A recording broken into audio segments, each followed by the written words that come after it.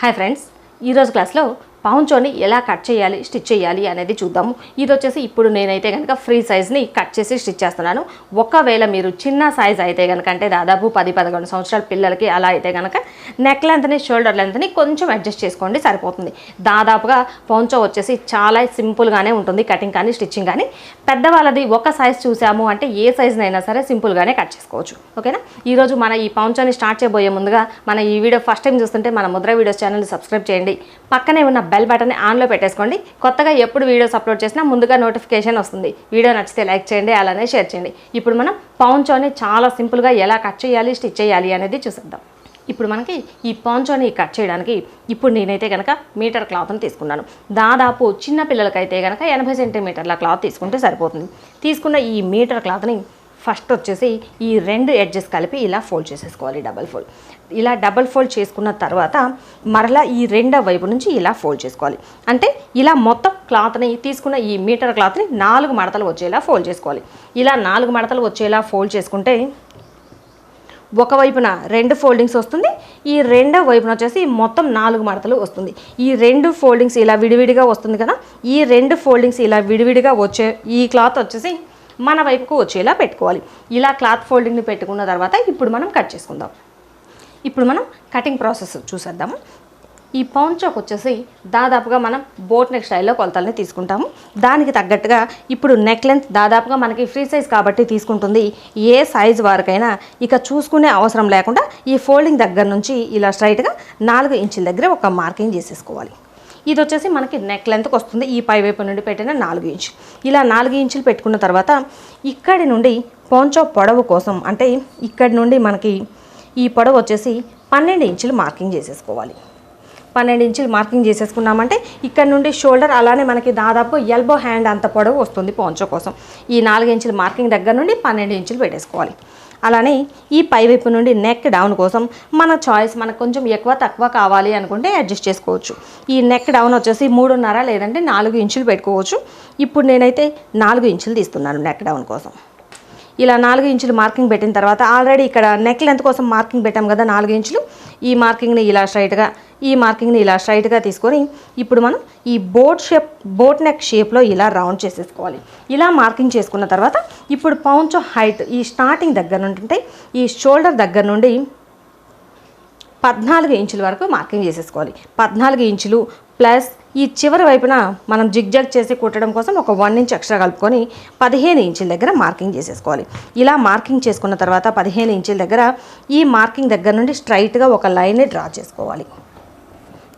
ఇలా స్ట్రైట్గా line draw చేసుకున్న తర్వాత ఇక్కడ 12 ఇంచుల దగ్గర ఒక మార్కింగ్ పెట్టాం కదా, ఈ మార్కింగ్ దగ్గర కూడా ఇలా స్ట్రైట్గా డ్రా చేసుకోవాలి. ఇప్పుడు మనం మార్కింగ్ చేసుకున్న ఈ పీస్ని వరకు కట్ చేసుకోవాలి.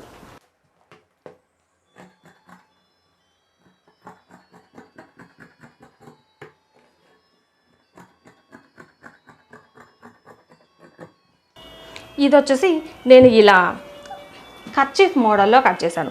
ఇదే మీకు లేదు ఇలా రౌండ్గా అంబ్రెలా షేప్లో కావాలి అనుకుంటే కనుక ఇక్కడ నుంచి కొంచెం ఇలా రౌండ్ షేప్ మార్కింగ్ చేసేసి ఆ మార్కింగ్ కూడా కట్ చేసుకోవచ్చు. ఇప్పుడు నేనైతే మాత్రం ఈ మోడల్ స్ట్రైట్గానే తీశాను. ఇలా కట్ చేసుకున్న తర్వాత ఇప్పుడు మనం ఆల్రెడీ ఈ నెక్ లెంత్కి, షోల్డర్ లెంత్కి మార్కింగ్ చేసినాం కదా, మార్కింగ్ చేసిన ఈ పీస్ని వరకు కట్ చేసుకోవాలి. ఇది వచ్చేసి front neck, back neck same ఒకటే కావాలి అనుకుంటే ఇక సపరేట్గా ఏమీ కట్ చేసే అవసరం లేకుండా ఇంతవరకు కట్ చేసుకోవచ్చు. లేదు ఫ్రంట్ నెక్ కొంచెం డీప్ పెట్టుకొని బ్యాక్ పార్ట్లో కొంచెం పైకి పెట్టుకుందాము అనుకుంటే కనుక అలా అయినా పెట్టుకోవచ్చు. ఇప్పుడు నేనైతే ఫ్రంట్ నెక్, బ్యాక్ నెక్ సేమ్గా కట్ చేస్తున్నాను.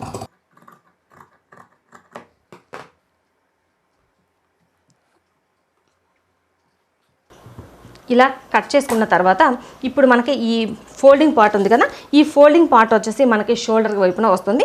ఇది వచ్చేసి ఒక పార్ట్ ఫ్రంట్ సైడ్కి వస్తుంది, ఒక పార్ట్ బ్యాక్ సైడ్కి వస్తుంది. ఇలా ఇంతవరకు కట్ చేసుకున్న తర్వాత ఇప్పుడు మనం ఈ నెక్ పార్ట్ వరకు స్టిచ్ చేసుకుందాము. ఇప్పుడు మనం పౌంచో స్టిచ్చింగ్ చూద్దాము. పౌంచోలో నెక్ మాత్రమే మనకి స్టిచ్చింగ్ చేసేసుకుంటే సరిపోతుంది కాబట్టి నెక్ని స్టిచ్ చేయడానికి ఒక క్రాస్ పీస్ని తీసుకున్నాను. ఈ క్రాస్ పీస్ వచ్చేసి 1.5 ఇంచ్ వెడల్పు ఉండేలా తీసుకున్నాను. 1.5 ఇంచ్ వెడల్పు ఉండేలా ఈ క్లాత్ని తీసుకొని ఇలా డబల్ ఫోల్డ్ చేసేసి చివరన కుట్టు వేసేసుకోవాలి.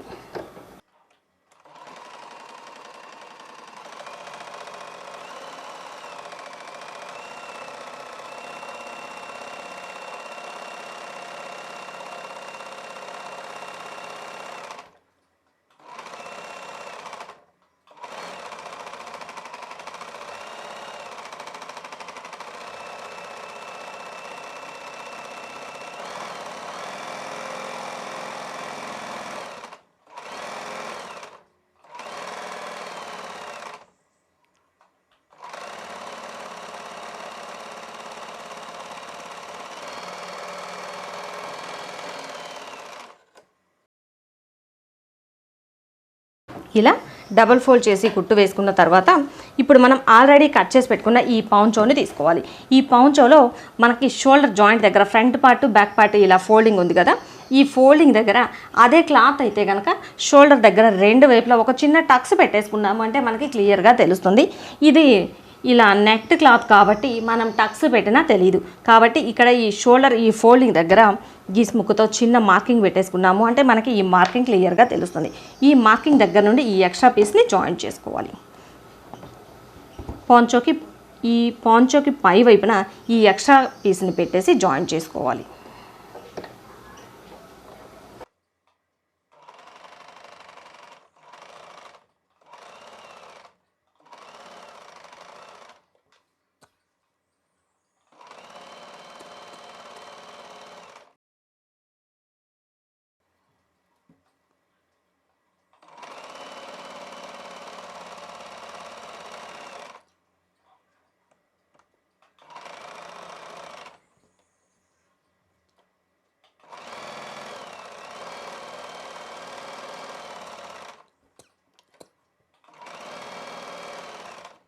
ఈ ఎక్స్ట్రా పీస్ని కట్ చేసుకోవాలి.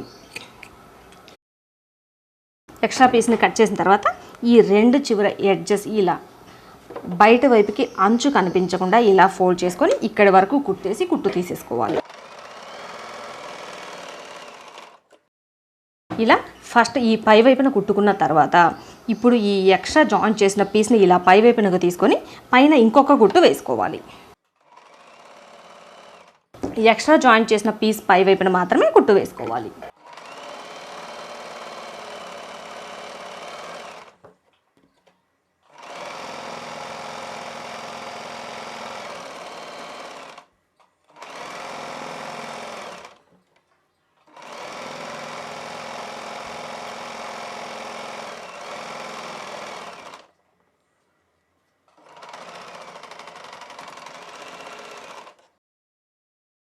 ఇలా పై వైపున కుట్టు వేసుకున్న తర్వాత ఇప్పుడు ఈ ఎక్స్ట్రా జాయింట్ చేసిన ఈ పీస్ని వరకు లోపల వైపునకి ఫోల్డ్ చేసి ఈ చివరన ఒక కుట్టు వేసుకోవాలి.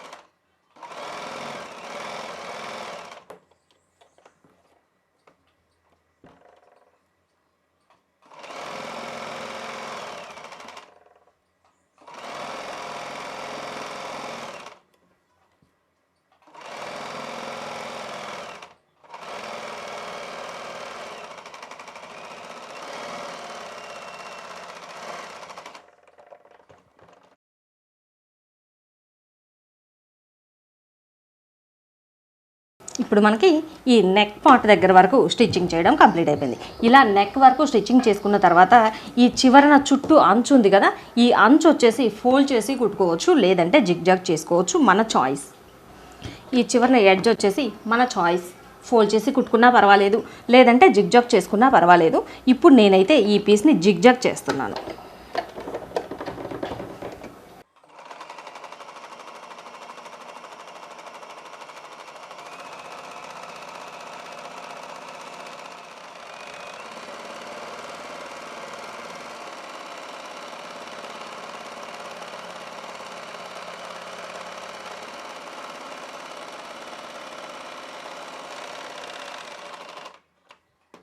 ఇలా మొత్తం చుట్టూ అన్ని వైపులా జిగ్జాగ్ చేసేసుకుంటే మనకి మొత్తం ఈ పాంచో స్టిచ్చింగ్ కంప్లీట్ అయిపోతుంది. ఇలా చాలా సింపుల్గా మనం ఈ పాంచోని స్టిచ్ చేసుకోవచ్చు. ఓకే ఫ్రెండ్స్, మనకి మొత్తం పాంచో స్టిచ్చింగ్ కంప్లీట్ అయిపోయిన తర్వాత చూడటానికి ఇలా వస్తుంది. ఇది వచ్చేసి మనకి టైం చాలా తక్కువ టైం పట్టింది. అలానే చూడటానికి చూసారా ఎంత స్పెషల్గా ఉందో. ఇలా ఏ డ్రెస్ మీదకైనా సరే మనం ఈ పాంచోని యూస్ చేసుకోవచ్చు. ఇలా ఒక 2-3 కలర్స్ కనుక స్టిచ్ చేసి పెట్టుకున్నాము అంటే ఒకటే డ్రెస్ రొటీన్గా అనిపించకుండా ఇలా డ్రెస్ ఒకసారి ప్లెయిన్గా వేసుకోవచ్చు, దీనిపైన పాంచోని మ్యాచ్ చేసి ఒకసారి వేసుకోవచ్చు. అలానే బ్లౌజ్కి కూడా మనకి మ్యాచింగ్ వేసేసుకోవచ్చు. చాలా స్పెషల్గా ఉంటుంది. ఓకేనా? ఈ వీడియో మీకు నచ్చితే లైక్ చేయండి, అలానే షేర్ చేయండి. ఇప్పటివరకు మన ఛానల్ని సబ్స్క్రైబ్ చేసుకున్నట్లయితే మన ముద్ర వీడియోస్ ఛానల్ని సబ్స్క్రైబ్ చేయండి.